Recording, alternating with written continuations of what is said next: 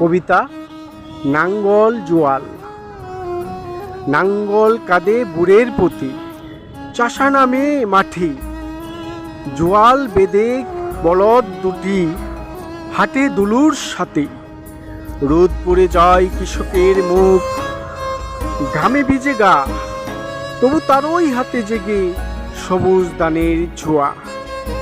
মাটির বুকে নাঙ্গলের দাগ, স্বপ্ন এঁকে যায়, জোয়ালের টানে জীবনের গান, নতুন ফসল চায়।